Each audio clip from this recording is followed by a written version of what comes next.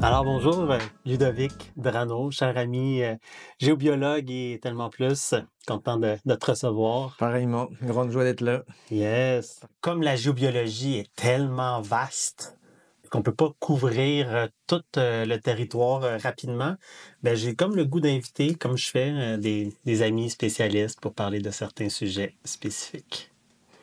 De quoi qu'on va parler aujourd'hui? Premièrement, moi je serais curieux de voir euh, tu sais, en essence, c'est quoi la géobiologie pour toi? Et Mhm. peut-être aussi, c'est quoi une de tes spécialités? C'est une grande question. Euh, la géobiologie, pour moi, c'est vraiment un, un art, j'aime le nommer comme un art, de faire une lecture de l'environnement subtil pour que le vivant s'y épanouisse. C'est très général, mais disons que ce serait vraiment l'art d'aller chercher tous ces phénomènes qui existent, qui ne sont pas visibles à l'œil nu, mais qui sont perceptibles par nos corps énergétiques et qui influencent notre vie. Donc, de pouvoir les diagnostiquer, de pouvoir les expliquer aux gens qui y vivent, puis de pouvoir les harmoniser afin d'être en harmonie avec notre lieu et de pouvoir aider aussi, comme la Terre et ces phénomènes, à faire, à être en meilleure posture, on va dire. Ça serait une idée un peu générale. Après, dans l'application de ça dans mes spécialités, pendant longtemps, puis on en a fait longtemps ensemble, du design de lignes énergétiques, de lignes telluriques, donc ces lignes qui passent partout sur la planète, qui ont différentes qualités.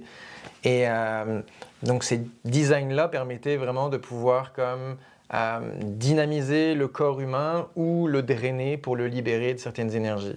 Donc on a fait beaucoup ça ensemble. Moi j'ai poursuivi aussi à vraiment aider les gens chez eux à avoir un design énergétique. Je nommais ça à l'époque comme on connaissait l'ergonomie physique là, des choses, mais il y avait l'ergonomie énergétique en fait sur justement comment les lignes sont bien disposées pour que l'utilisation soit favorable. Et puis donc ça a été pendant longtemps une de mes passions de développer ça. Puis ensuite il y a eu un sujet qui est devenu comme plus actuel, c'était les sources. Ah, les sources, ouais. Fait que dans le fond, on pourrait quasiment voir que l'art de la géobiologie, c'est l'art des sourciers. Ouais. Tu sais, après ça, non seulement qu'on trouvait les sources, mais après ça, qu'on s'est mis à chercher les lignes et les autres phénomènes. Mais à la base, c'est les sorciers, les sourciers. Ouais, je dirais même, à la base, il y a eu différentes traditions, mais moi je suis breton d'origine, donc il y a des druides chez nous, il y en a encore. Donc je dirais que c'était un tout. Puis les sourciers est peut-être le terme le plus connu en général. Comme je voyais au Québec ici, c'est comme le mot géobiologue, la plupart des gens confondent avec géologue. Puis, ah oui, géologie, je connais. Non, non, géobiologie. Donc, maintenant, j'utilise le mot sourcier. Puis, c'est une porte d'entrée beaucoup plus facile dans le conscient collectif pour comme ensuite rentrer et puis parler d'énergie subtile, de lignes et de géobiologie. Mais le sourcier, effectivement, c'est quelque chose que l'on a tous connu dans notre histoire, que ce soit au Québec ou en France ou en Europe, parce que fallait trouver de l'eau. C'était nécessaire. Puis c'est comme un art qui était comme simple, puis il y a du monde qui avait des dons, puis qu'on cherchait pas trop à l'intellectualiser. Effectivement. Mais on dirait que là, on le comprend mieux. Puis comme, on peut l'enseigner, on peut le découvrir. Il y a plusieurs personnes qui l'ont ou c'est vraiment réservé à... Non, c'est vraiment tout le monde là. Tout le monde là. Tout le monde a la capacité de pouvoir trouver de l'eau. C'est comme un instrument de musique. On est tous capables de jouer de la musique. Après, c'est un intérêt qu'on a ou non. Disons une prédisposition. Puis encore ce terme, ça fait encore, c'est comme certains l'ont pas, mais disons qu'il y a un intérêt. Puis quand il y a l'intérêt, la suite se poursuit. Puis on peut le faire. Donc on peut tous le faire.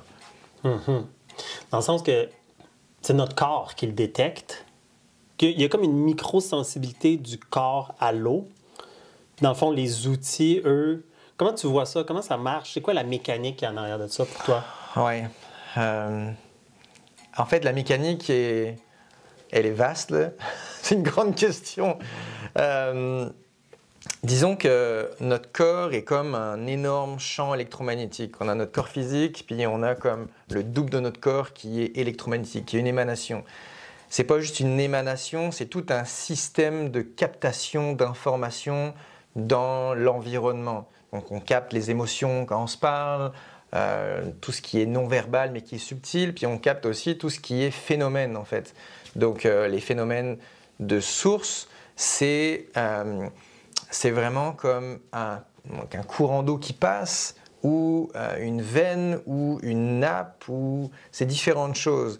Mais ça envoie une information. Genre, je suis là et voici mes paramètres. Il y a toutes les références dans comme une étiquette énergétique qui est disponible. Puis quand on s'y connecte, quand on cherche de l'eau, en fait, on va donner certains critères. En tout cas, moi, je donne des critères en termes de potabilité, de débit, de fraîcheur, de profondeur, etc. pour avoir comme la qualité de l'eau que je veux, les qualités en général, qu'elle soit physique, donc profondeur, débit, ou énergétique, donc ce qu'on va absorber.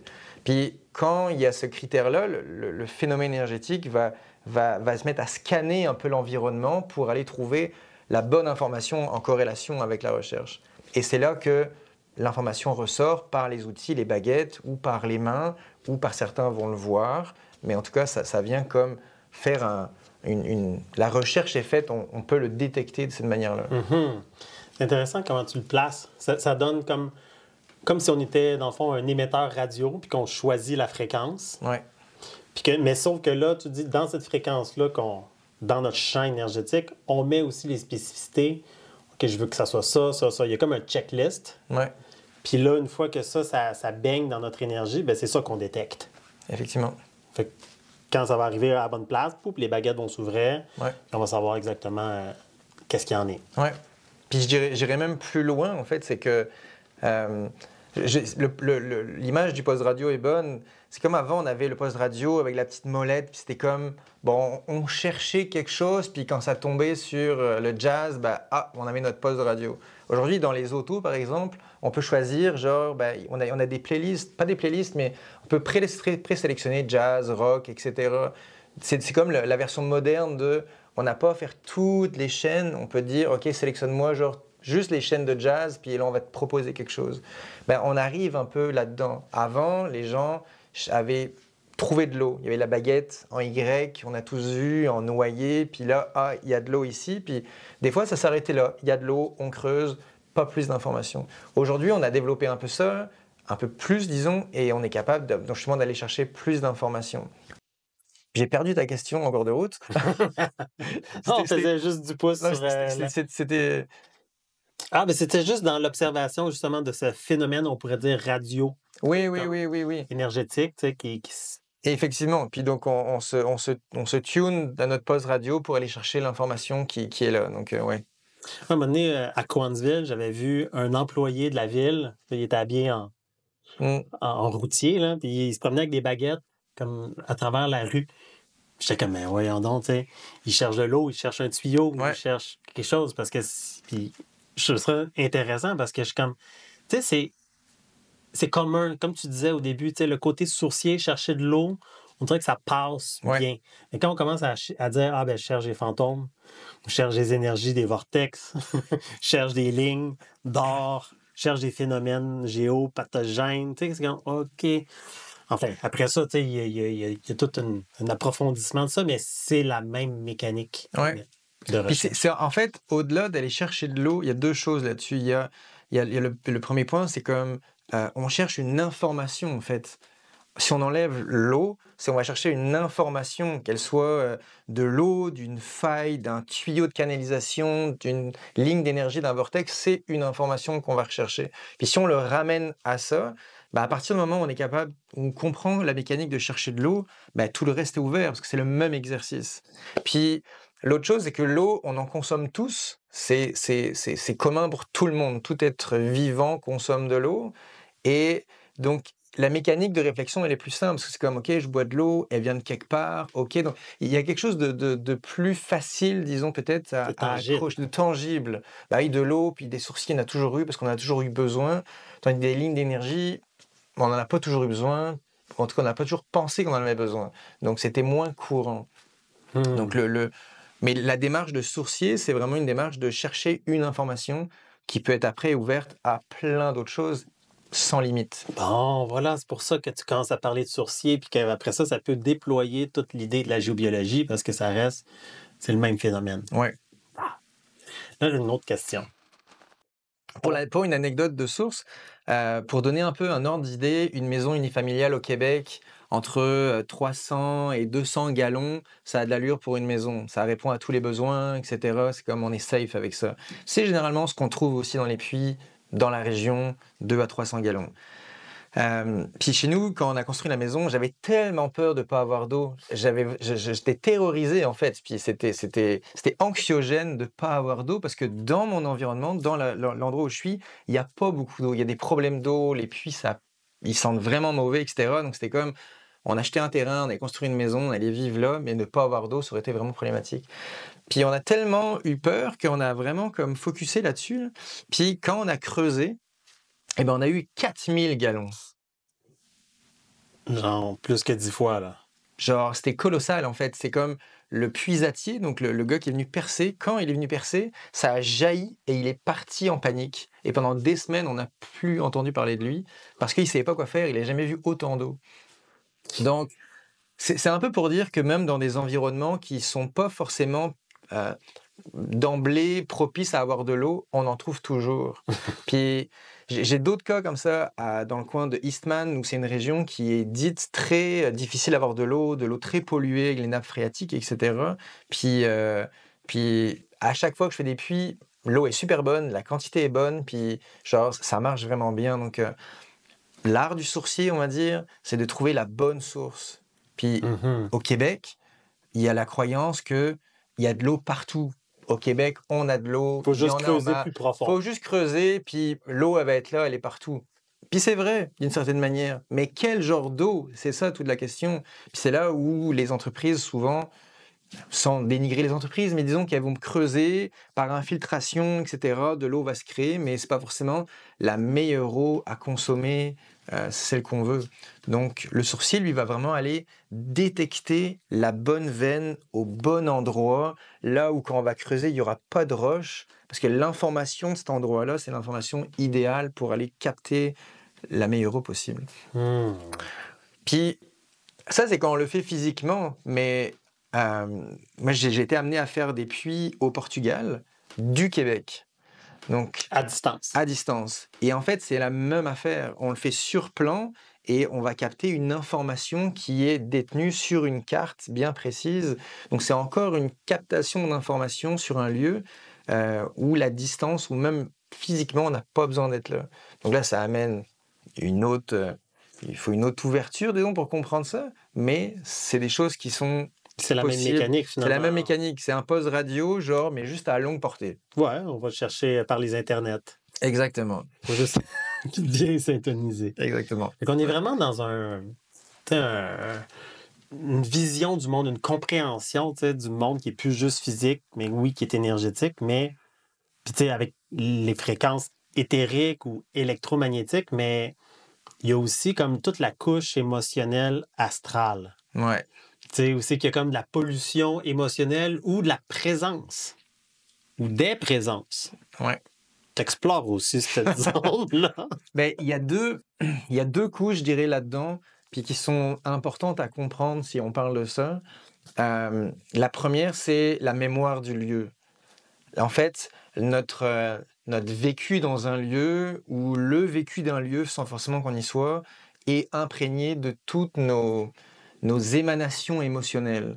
Puis certaines émanations émotionnelles récurrentes, ça peut être de la tristesse ou de la joie ou de la colère ou des choses bien particulières, des émotions qu'on émane, vont imprégner l'espace. C'est comme si on splashait de l'eau tout le temps en continu, puis ça fait des petites taches d'eau partout. Ouais, moi, j'aime ça imaginer même que c'est comme de la tapisserie. Exactement. Comme avec des graffitis. Puis... Ouais. C'est présent sur les murs, on la voit pas, mais elle est là. Et c'est aussi une information, en fait. Elle est vivante par sa présence, donc elle émane sa fréquence, donc elle émane de la joie, ou de la tristesse, ou de la colère, ou de la rancœur, etc., etc. Et puis elle est constamment présente.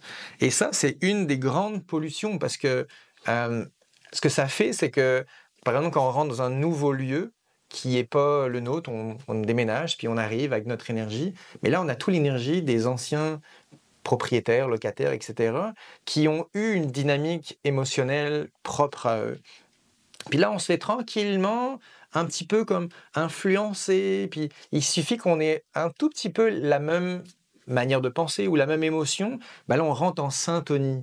C'est comme on rentre en résonance avec ça, et là on s'alimente, la tapisserie tachée et notre émotion s'alimente, et là donc ça vient impacter, ça vient vraiment comme jouer, accentuer ça. Ouais, puis on pourrait rajouter aussi que inconsciemment, des fois, on est attiré vers des lieux qui ont des charges similaires à qu'est-ce que nous, on a besoin Ouais.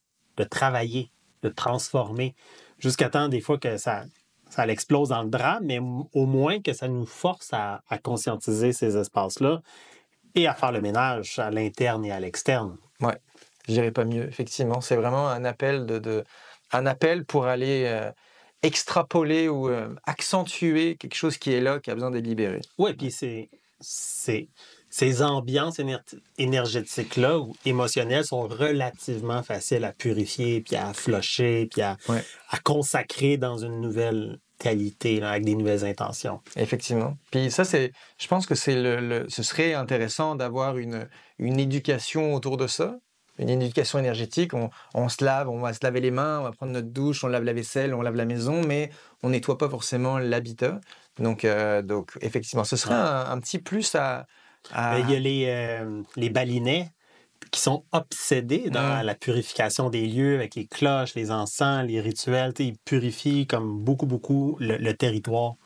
C'est vraiment, c'est quasiment excessif, là, mais ça crée comme une ambiance vraiment sacrée. Là, ça fait vraiment partie de leur hygiène, de leur conscience énergétique. Effectivement, ces cultures-là qui ont ça en eux, ont aussi la réputation, beaucoup de gens aiment à Bali, parce qu'on est attiré aussi par l'harmonie. On n'est pas forcément attiré que par des drames émotionnels que les murs ont imprégnés.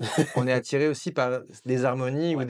Il y a les deux, en fait. Les deux sont possibles. Fait que ça, c'est une des couches que tu parlais. C'est quoi l'autre couche? L'autre couche, en fait, c'est... on pourrait mettre un mot... les mots communs, c'est fantôme, entité, présence. En fait, c'est dans la sphère astrale, c'est vaste, là, il y a beaucoup de choses. Mais on peut en parler d'une, parce que moi, c'est quelque chose que je traite souvent avec ma conjointe. On travaille sur ces sujets-là conjointement ensemble. Et c'est vraiment, donc, lors du décès des gens, qui ne sont pas forcément décédés dans la maison, il peut y avoir comme la personne avant de décéder était encore accrochée à son matériel ou à une émotion tellement forte là, que ça l'ancrait en fait sur la terre. Puis au moment de la mort, soit ces gens-là ne réalisent pas qu'ils sont décédés, ou ils veulent pas partir parce qu'ils se sont pas pardonné quelque chose, ou ils ont un message à passer. En tout cas, il y a une charge suffisamment importante qui font que ils passent pas dans la lumière. Ils ne poursuivent pas leur parcours après la mort, qui irait vers la suite. Ils sont liés. Ils sont liés, puis ça, c'est quelque chose de très courant qu'on voit régulièrement et qui occasionne beaucoup de troubles, en fait, dans les lieux. Puis, je peux raconter une petite anecdote. Récemment, on a eu un cas en France, dans le nord de la France, mais on l'a traité du Québec. Puis, pareil, on a juste capté les informations. Et en fait, il y avait une maison. Puis dans cette maison, à une époque, il y a eu une famille qui a vivé, donc papa, maman, un petit garçon. Et un jour, l'oncle a eu un accident de voiture avec donc son neveu, le petit garçon de la maison. L'oncle est resté vivant, le petit garçon est décédé. Et des années plus tard, plusieurs familles ont succédé. Et là, récemment, donc c'est quelqu'un qui me contacte et puis qui me dit, bah voilà, mon enfant dort mal la nuit, il voit quelqu'un et qui lui parle, etc. Je vais faire l'histoire courte, mais en gros, on s'est rendu compte en creusant puis en communiquant avec cette entité, on a découvert qu'il y avait quelqu'un qui était là, qui se faisait appeler Tonton, et qui le soir chantait des chansons au petit garçon de la maison. Donc, qui n'était pas le petit garçon, pas son neveu, mais qui était toujours resté dans cette maison et qui avait pris sous son aile le petit garçon comme pour se faire pardonner, en fait, d'avoir, entre guillemets, eu l'accident et de tuer son neveu. Et bref, dans tout le processus, on a juste expliqué à ce tonton-là que c'était correct, etc. On a fait revenir le petit garçon. Donc l'énergie du garçon a pu revenir, ils ont pu communiquer, on les a accompagnés dans un dialogue pour faire comprendre qu'il pouvait relâcher, qu'il était pardonné, que tout allait bien, et il a pu passer dans la lumière. C'est vraiment flyé comme histoire. Hein. Mais tu sais, c'est flyé si on mécomprend, dans le fond, Ouais. la mécanique de ces lieux-là, de ces couches d'existence-là, qui sont juste, dans le fond, des échos, des parallèles, c'est comme holographique. Ça se Ouais. passe grosso modo de la même façon. Des fois, il faut juste Totalement. expliquer à un humain physique, hey, regarde, tu sais, comme Ouais. c'est pas bien, tu sais, ou prends conscience de telle chose, regarde, tu sais, quand tu consommes telle chose, ça te fait du mal, tu sais, puis hop, puis là, on arrête. Ouais. Puis dans ces plans-là, c'est comme s'il faut juste quelqu'un qui soit suffisamment dans l'amour puis dans la conscience de ces phénomènes-là pour leur expliquer. Parce qu'il y en a beaucoup qui savent pas qu'ils sont morts. Effectivement. Parce que s'ils le savaient, c'est OK, par où que je m'en vais, puis là, il faut juste leur montrer le chemin. Puis il y a beaucoup de traditions, tu sais, comme, mettons, les Tibétains qui restaient comme pendant 3 jours à prier devant le mort pour lui dire « Hey, t'es mort, va vers la lumière et voici le chemin, voici... » tu sais. Puis il faisait juste lui répéter ça pendant 3 jours pour être sûr, tu sais, qu'il n'y ait pas de stagnation. Ouais. Puis c'est aussi comme les croix qu'on met sur le bord de l'autoroute. Ouais. Quand quelqu'un décède, c'est comme s'il y a un mort qui sait pas, tu sais, il y a eu un accident puis il sait pas. T'sais, ça s'est passé trop vite. C'est pas qu'il est mort, il peut rôder pendant des années dans le même recoin, mais s'il voit une croix avec son nom, tu sais, il prend conscience. Ouais. Ouais. Ouais. Puis on pourrait dire comme, OK, mais c'est le fruit de notre imagination tout seul. Mm. Mais il y a des faits tangibles qui se passent. Puis notamment, en lien avec l'histoire que je raconte, c'est que le petit garçon, ça prenait 2 heures pour l'endormir, depuis des années. 2 heures tous les soirs, il fallait lui faire une chanson, une histoire. C'était compliqué. Du jour au lendemain, à partir du moment où le tonton est parti, ça prenait 8 minutes. La maman, elle m'a contacté en me disant, il s'est endormi tout de suite. Donc pour eux, dans leur vie, ça s'est passé de 2 heures à 10 minutes, en gros, le coucher du petit garçon. Puis ça, c'est vraiment une réponse tangible et instantanée d'un phénomène qui est parti. Donc, pour nous, à distance aussi, c'était aussi comme, OK, ça a marché, parce que c'est pas... À la limite, on pourrait dire ce qu'on veut, mais c'était le résultat qui comptait. C'est comme, il n'arrivait pas à dormir. Est-ce qu'il dort? Oui. Donc, on a un résultat qui fonctionne. C'est intéressant avec des enfants comme ça parce qu'on ne peut pas se dire « Ah, c'est placebo ».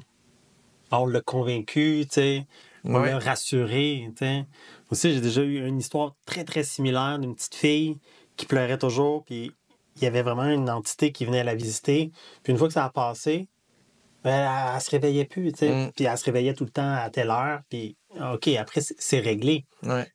Fait que mais avec les enfants ou les animaux aussi, les autres, on peut pas dire qu'on les a convaincus puis qu'on les a un peu hypnotisés. Donc, il y a vraiment comme cette compréhension de tout ce domaine-là. Tu sais, je pense qu'il est en train d'être plus, je sais pas, démocratisé, compris, sorti un peu du folklore puis du...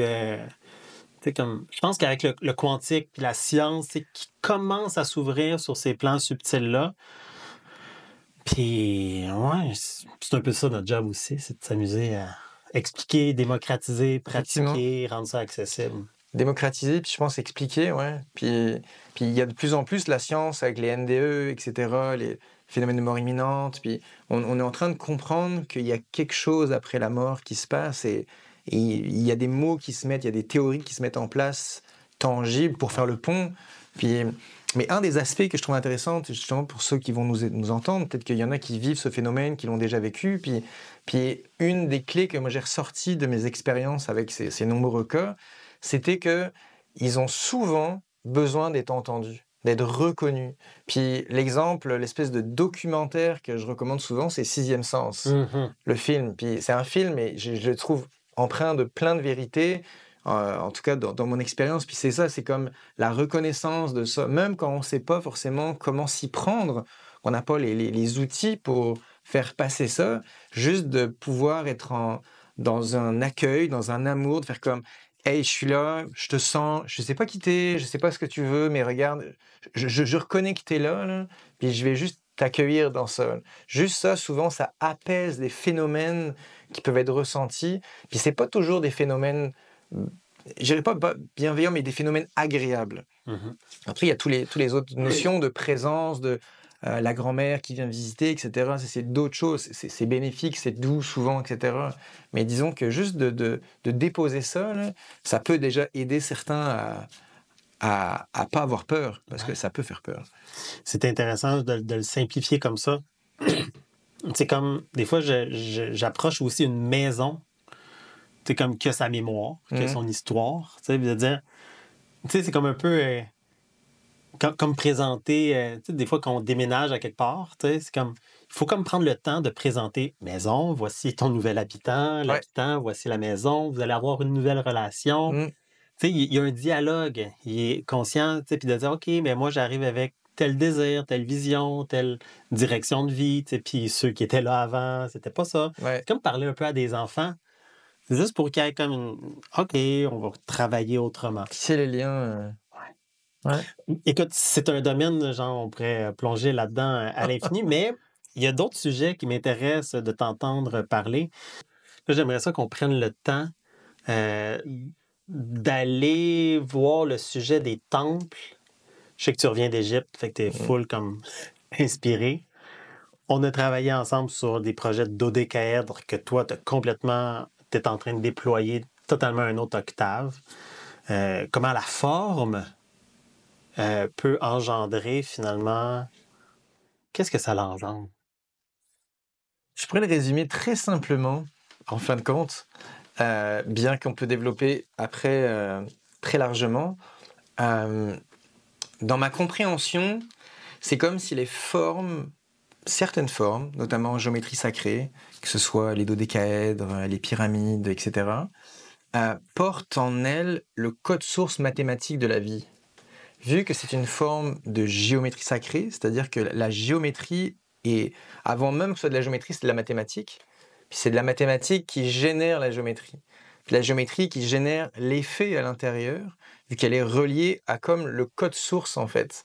Puis vu que tout est mathématique, l'univers, tout, notre corps, le développement de notre corps, il y a comme des algorithmes naturels qui se déploient, et ben cette information mathématique en résonance avec notre corps, qui des fois peut être un petit peu désaligné par des émotions, des pensées, etc., ça va venir comme engendrer un rappel à ce code source interne, puis te faire comme rappelle-toi et reviens dans ton axe. Donc, les temples, pour moi, ont toujours été bâtis dans ce sens-là, dans le sens de ramener l'humain dans son axe par sa forme, ses proportions, ses matériaux et ses emplacements, et de pouvoir comme ramener donc chaque personne alignée dans ses corps, et une fois alignée dans ses corps, être plus apte à entendre le message. Fait que là, c'est comme... Moi, j'aime, parce qu'avec ce qu'on jasait tantôt aussi, par rapport à la fréquence, que nous, on peut choisir la fréquence pour détecter des choses. Ouais. C'est comme si là, le temple, lui, c'est comme il nous propose un code, une fréquence. C'est comme il va dire, là, ça va être le 95.x. Effectivement. Puis là, ça va nous aider à nous syntoniser sur des fréquences qui sont fondamentalement, tu sais, comme plus en harmonie avec la vie. Ouais. Ça va, dans le fond, nous aider à nous recentrer, à nous guérir, à nous retrouver, à nous réaligner. Effectivement, c'est comme le jeu dans les temples, de mon expérience et de mon regard, même très récemment, c'est juste un exercice d'ouverture, de ressentir la proposition qui est là. Puis tous les temples ont leur proposition énergétique, leur archétype qui portent, et c'est juste de laisser l'intelligence du corps le ressentir, sans forcément le mentaliser, parce que souvent c'est ça qui vient distordre un peu le processus, mais d'écouter, puis lui, le corps va absorber la fréquence, l'intégrer et transmuter ce qu'il y a à transmuter ou organiser ce qu'il y a à faire. Puis, si je fais du pouce un peu sur l'Égypte, d'où je viens, ça a été vraiment justement ça a été comme une espèce de, pas un buffet, mais c'était un repas. Il y a eu 15 jours, là, 15 services. Puis à chaque fois, chaque temple proposait une saveur.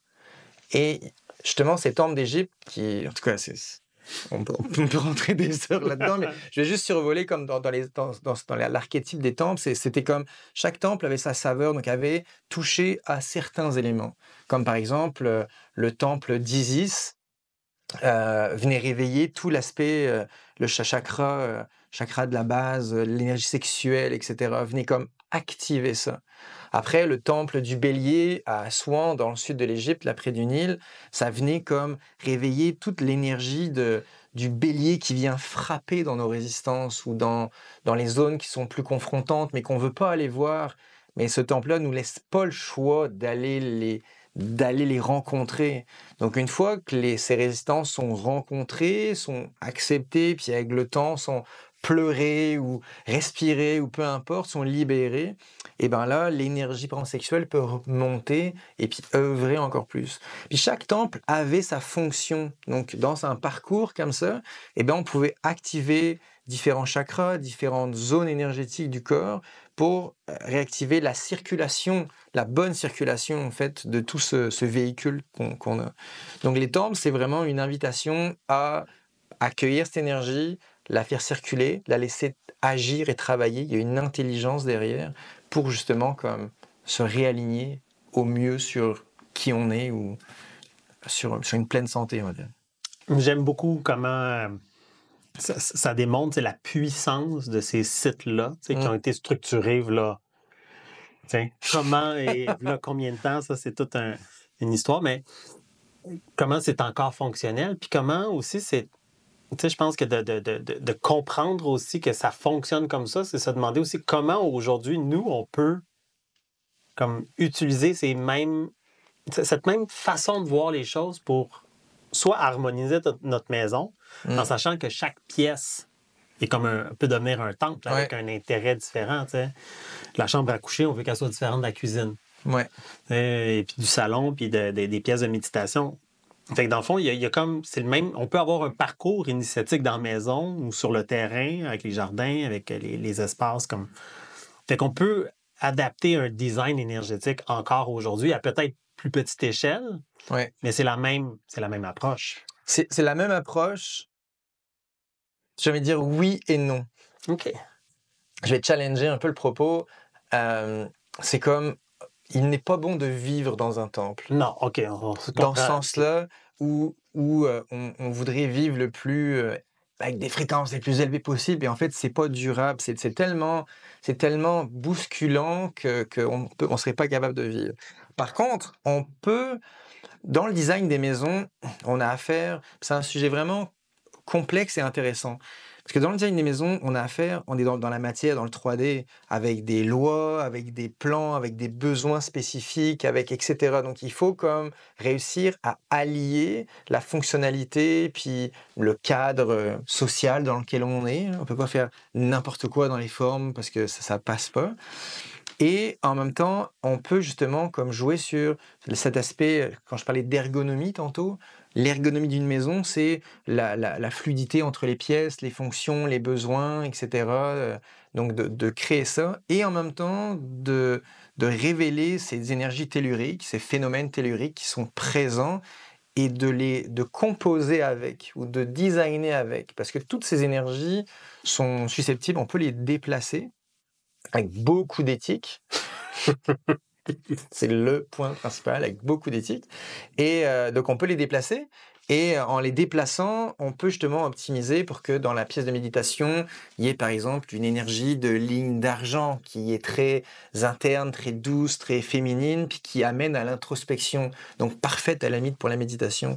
Puis dans la salle de gym, il peut y avoir une ligne d'or qui vient dynamiser, propulser, qui est très solaire, qui vient donner de l'énergie. Donc il peut y avoir justement ces différents phénomènes qu'on utilise pour leur fonction, et donc de créer un temple. Donc dans la chambre, il faut une énergie de calme, de régénération. Dans la cuisine, peut-être plus de créativité, puis d'énergie. Donc on peut designer les maisons comme des temples avec ces fonctions-là, effectivement. C'est la direction qui m'intéressait. En effet, tu sais, plus dans cette... Puis aussi avec la décoration, les couleurs, les textures, les matériaux, tu sais, qui vont vraiment venir enrichir ces ambiances-là. Ouais. Mais en effet, tu sais, comme d'avoir une dynamique trop forte, tu sais, qui bouscule finalement l'harmonie, tu sais, du corps, tu sais, que tu es tout le temps en train de monter dans... Non, tu sais, on veut pas habiter dans une maison qui propulse trop. C'est bon d'avoir, par exemple, sur le terrain, un lieu qui est dédié à ça, puis qu'on sait que quand on a besoin d'une décharge, on va à telle place, ou quand on a besoin d'une recharge, on va à telle place. Ouais. Qu'on peut avoir un parcours qui intègre ça. Mais ça reste que c'est la science des temps, d'appliquer, tu sais, peut-être à du quotidien. Effectivement, ouais. Donc là-dedans, pourquoi le dodécaèdre? Ah, la vaste question. En fait, le dodécaèdre est une forme... Le dodécaèdre fait partie des 5 solides de Platon. Puis dans les 5 solides, il y a l'eau, la terre, le feu, l'air et l'éther. L'éther qui est le centre de ces 5 solides. L'éther, c'est l'univers, en fait. C'est comme l'espace où tout se passe, où il y a tout, puis il n'y a rien. C'est comme le début et la fin, d'une certaine manière. Et le dodécaèdre, c'est une nouvelle forme c'est une vieille forme qui, nouvellement, dans l'énergie, commence à prendre une place. Pendant un temps, la pyramide a été très longuement utilisée parce qu'elle devait porter une énergie qui était relative à cette humanité-là. Il y avait probablement des énergies qu'elle portait, qui étaient nécessaires pour l'humanité. Puis le dodécaèdre, aujourd'hui, arrive avec de nouveaux paramètres, une nouvelle fréquence, avec des nouvelles qualités, etc. Puis le dodécaèdre amène vraiment dans une énergie de régénération, de recentration de l'être en côtoyant cette forme-là. C'est ce que je pourrais en dire pour l'instant. Oui, c'est bien saisi. J'avais aussi cette intuition-là parce que le dodécaèdre ou la forme du dodécaèdre était comme obsessif aussi au début là, de la géosophie. Puis d'où le logo de la géosophie qui est un pentadodécaèdre qui est déployé. C'est pour ça qu'on s'est amusé à en faire ensemble, puis à amener ça dans des festivals, puis à mettre les gens dans les dodécaèdres. Moi, ce qu'on voyait beaucoup, il y avait cette sensation-là de centration au cœur et d'ouverture, comme vaste, rapide. C'est quand même fascinant qu'une forme engendre cette fréquence-là aussi rapidement.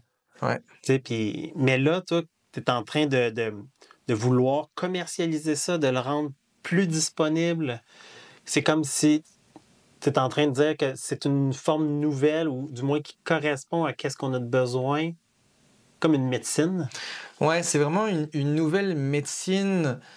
En fait, j'ai vraiment travaillé longtemps à la compréhension, à l'essai, à comment rendre ça, à comment rendre ces nouveaux temples, en fait. C'est comme, à l'époque, il y avait des pyramides, puis pour y avoir été, c'est pas facile de rentrer dans les pyramides. L'accessibilité, elle est compliquée. Il faut aller en Égypte, c'est toute une organisation. Puis aujourd'hui, on a cette nécessité pour moi de se rappeler un peu qui on est, ce qu'on vient faire, puis comment œuvrer. Et moi, je le vois comme un four à micro-ondes, mais bénéfique. Tu rentres dedans, puis tu vois comme une intensité d'information qui vient décristalliser les blocages, les résistances, etc., pour justement te réaligner et te souvenir. Au tout début où on le faisait ensemble, moi c'était mon credo, c'était comme je veux que les gens y ressortent de là avec un peu plus de leur âme incarnée dans le corps, qu'ils se souviennent qu'il y a un pourcentage à chaque fois qui imprègne un peu plus jusqu'à ce que le pourcentage de souvenirs soit suffisamment grand pour faire comme hey, c'est vrai, je me souviens ce que je suis venu faire ici, puis je vais le mettre en action. Puis si chacun de nous est capable de pouvoir savoir, de faire ce pourquoi il est venu faire, c'est un peu une réponse au monde en faisant comme, on sera tous alignés, on sera tous comme tellement alignés avec nous qu'on va pouvoir accompagner les autres, et puis vice-versa. Donc pour moi, de développer le dodécaèdre aujourd'hui, c'était d'une part de pouvoir offrir un bel objet. Donc je mets mes 20 ans d'artisan ébéniste sur cet objet que j'ai vraiment développé pour comme le rendre puissant par par comment il était fait. Comme les pyramides sont tellement complexes, elles sont là encore aujourd'hui parce qu'elles ont une technologie de savoir-faire qui a été mise en place à l'époque et d'une manière qui est tellement beau quand on les côtoie que je voulais aussi offrir ça, offrir l'excellence de cet objet, qui est un très grand objet, mais vraiment l'excellence, la durabilité, puis l'amour dans lequel je le fais, puis l'énergie dans laquelle je le mets en œuvre. Et avec ça, après, certaines codes d'activation et autres pour pouvoir l'activer, puis faire en sorte que ceux qui l'utilisent vibrent ça. Et bien sûr, tout ça placé sur des endroits stratégiques. Mais là, on en veut. Fait que moi, j'aime ça, imaginer ça comme un œuf, un petit utérus, un espace, une semence de temple. C'est comme un temple in a pocket, là, comme un temple portatif, bien que c'est quand même assez volumineux. Mais ça reste qu'on peut avoir ça chez soi ou qu'on peut comme travailler avec ça dans des espaces peut-être publics, des harmonisateurs individuels. Ça te ramène vers le centre. J'ai hâte de voir les prochains modèles. En fait, vraiment, l'idée, c'est de pouvoir... C'est un double effet. Puis dans les informations que je reçois en travaillant avec ça, c'est autant ça harmonise l'individu à l'intérieur, autant ça harmonise l'environnement. Parce que vu qu'ils sont placés sur des points stratégiques d'énergie... Ils réverbèrent, mais ils captent aussi. En fait, ils deviennent des capteurs de nouvelles informations que la Terre a besoin dans son évolution de vie, dans son parcours de vie. Donc autant qu'elle rentre, comme les menhirs ou les dolmens le faisaient, il y avait vraiment un point d'acupuncture, puis capter l'énergie pour les rentrer dans le sol, donc rentrer dans la matière de la Terre, et en même temps passer par l'individu qui s'y trouve pour justement être connecté à ces 3 points, en fait, comme cosmos, on va dire ciel, individu, terre, les 3 reliés ensemble. Donc ouais, c'est excitant dans cet esprit-là de pouvoir offrir ça aux gens, de pouvoir le rendre disponible et accessible, et que Puis un autre aspect, c'est j'ai à cœur de pouvoir l'offrir pour les thérapeutes, en fait. Avec les essais qu'on a fait dernièrement, on s'est rendu compte que les talents des thérapeutes, que ce soit ceux qui canalisent ou qui font des soins, est complètement décuplé à l'intérieur. Donc, l'aspect du soin pour ceux qui l'offrent est encore plus intéressant, pour ceux qui l'offrent, qui le reçoivent, parce que c'est vraiment décuplé. Il y a un aspect d'amplification, d'intention et de ce qui est offert. C'est comme une nouvelle fréquence, une nouvelle façon de se syntoniser sur une qualité qui fait quasiment une partie de la job pour nous. Puis que nous, dans le fond, il faut se mettre dans un état réceptif pour accepter que cette information-là vienne nous travailler, comme vienne harmoniser notre corps, harmoniser nos émotions, notre mental, harmoniser, puis d'accepter que c'est comme un soin en soi, juste cette forme-là, ce principe-là. T'sais. On aime ça, on est fort. Bon. Écoute, Ludo, je pense qu'on va... on va conclure ça dans cet espace-là. Parce que là, on a parlé au début un peu de l'approche générale de la géobiologie. On a parlé comme de justement quelque chose qui est plus avec les sourciers. Ouais. Les sources d'eau, qui est vraiment comme un domaine fascinant, qui est vraiment à ta couleur bleue. Après ça, on est rentré dans toute la dimension émotionnelle, les fantômes, le passage de ces entités-là, de la compréhension un peu qu'il y a en arrière de ça, pour entrer encore dans les formes, dans les temples, la fonction des temples. Fait que, on est quasiment en train de couvrir un grand champ d'intérêt, des différentes textures de la géobiologie. Fait que merci d'avoir pris le temps. Avec grand plaisir. Y a-t-il quelque chose pour toi qui résumerait là, la géobiologie, ou que tu rajouterais une cerise sur le sundae par rapport à tout ça? Ouais, je pourrais rajouter comme une de mes dernières compréhensions, puis l'Égypte en a fait partie, ça a été de pouvoir mettre en place dans nos vies tout ce qui peut nous aider à élever notre taux vibratoire.